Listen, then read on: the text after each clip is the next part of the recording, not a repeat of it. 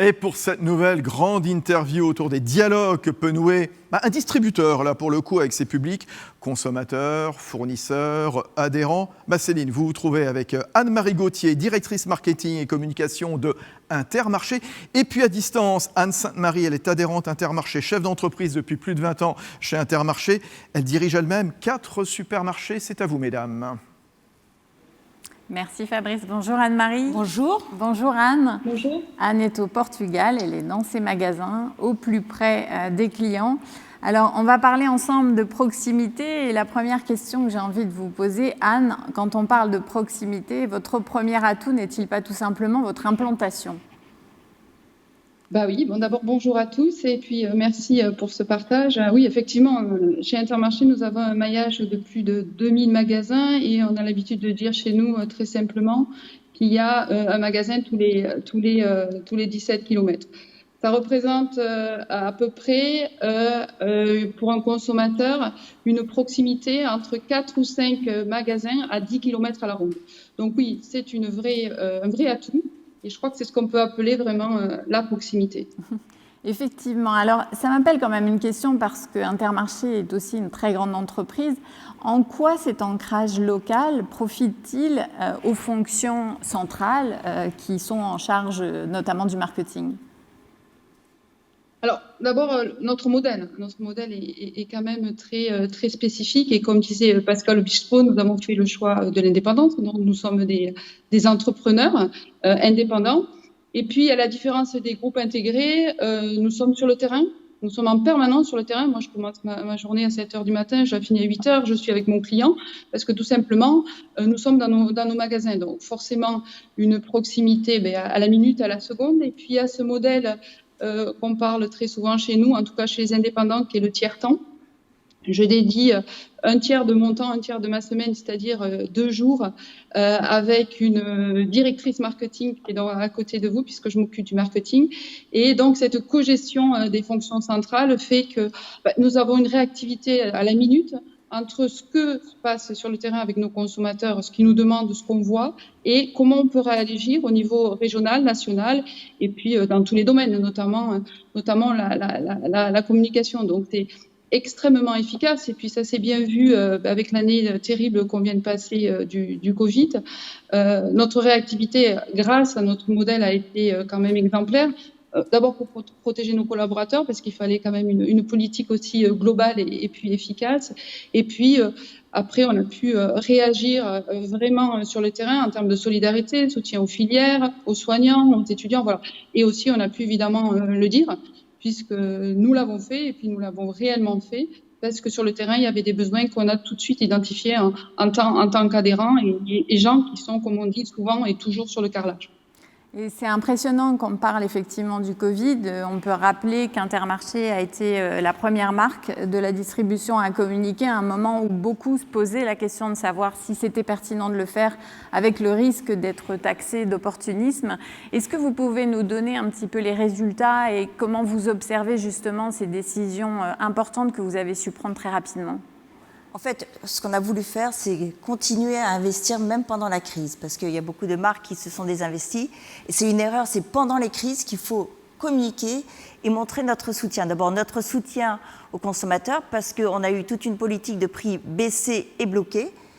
Mais par ailleurs, on a eu aussi toute une politique de communication. On a ajusté toute notre communication pour soutenir les filières agricoles en difficulté, que ce soit l'asperge, la fraise, après la mâche, mais aussi soutenir les magasins qui ne pouvaient plus vendre, par exemple les libraires. Donc on a fait une campagne qui s'appelait « Désolé Amazon » pour justement dire, voilà, il faut encourager les libraires et nous on les encourageait de venir vendre sur notre propre plateforme.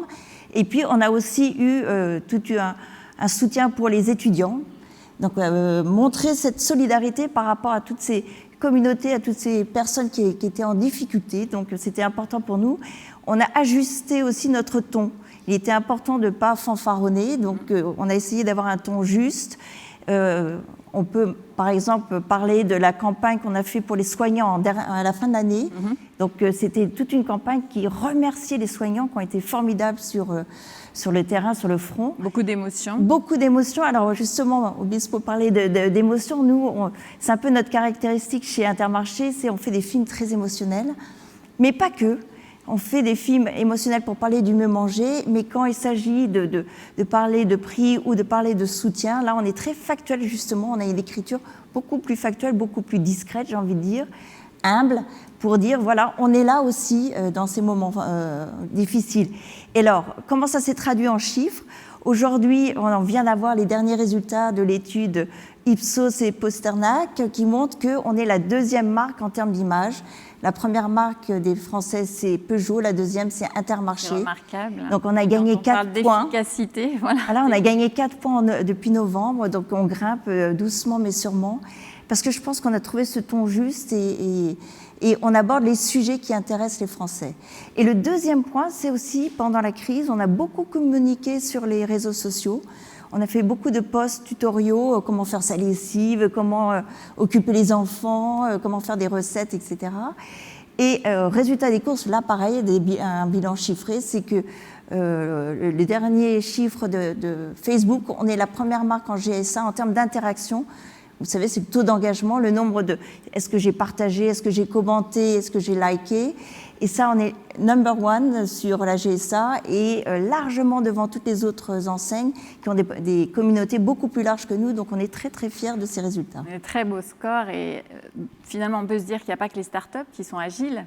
La preuve, c'est que dans vos modes de fonctionnement, vous avez réussi à vous appuyer sur cette proximité avec les magasins pour décider très rapidement, agir, et vous avez du coup le fruit de cette agilité. Alors, quand on parle de proximité, on pense évidemment aussi à l'approvisionnement. En fait, on l'a beaucoup évoqué ce matin et ça a été à nouveau mentionné en introduction. Les consommateurs, en fait, sont à la recherche de produits Origine France déjà depuis un certain temps, mais la crise a montré que finalement, on avait envie d'être sûr qu'on pouvait s'approvisionner dans un périmètre beaucoup plus restreint. Comment vous abordez ces questions pour satisfaire ces attentes? Et est-ce que vous observez effectivement dans les comportements d'achat une évolution dans ce domaine? Oui, tout à fait. En effet, la première chose à noter, c'est qu'on est un business model tout à fait différent parce qu'on a nos propres, ce qu'on appelle unités de production, c'est-à-dire on a nos propres usines. Et donc, ce qui veut dire qu'on peut tracer, on peut améliorer nos recettes et on est au plus près, on est du Made in France, clairement. La deuxième chose qu'on a fait aussi, c'est le Franco-Score. On était le premier distributeur à dire, bon, ben voilà, le Made in France, c'est bien, mais ce qui est encore mieux, et si on veut vraiment soutenir l'agriculture, eh ben, il faut que nos matières premières soient issues de matières premières françaises. Et donc, on a inventé ce Franco-Score qui indique le pourcentage de matières premières françaises sur nos produits. Donc ça, c'est aussi une façon de soutenir l'agriculture française. Et dans la démonstration du local, on a toute une démarche de producteurs d'ici, c'est-à-dire qu'on va identifier tous les producteurs d'ici, locaux, qui sont à moins de 70 km d'un magasin. On va les référencer, on va les prendre en photo, on va les mettre en avant dans nos magasins. Donc, pour nous, c'est extrêmement important de jouer la carte du local. De toute façon, comme disait Anne, on a plus de 1800 magasins, un magasin tous les 17 km, donc il faut qu'on joue la carte locale, c'est indispensable. Alors, un autre sujet sur la proximité, c'est bien évidemment la façon dont on interagit avec les clients. Alors, il faut que je vous avoue que dans le monde de la grande consommation, beaucoup de directions marketing sont très jalouses de vous parce qu'en fait, vous avez non seulement beaucoup de données, à la fois sur les données magasins, on l'évoquait, une proximité à vos clients, mais aussi des données sur leur consommation de communication et puis aussi sur leurs achats. Donc j'imagine, et je me fais le porte-parole, en quoi ça modifie vos stratégies d'interaction? Comment vous profitez de toute cette matière pour faire évoluer vos stratégies de communication? Alors, pas que de communication, de marketing. Toutes ces datas nous permettent de comprendre quelles sont les attentes des clients sur nos recettes. Je vous ai dit, on a nos propres usines, donc on fabrique nos propres céréales, nos propres gâteaux, etc.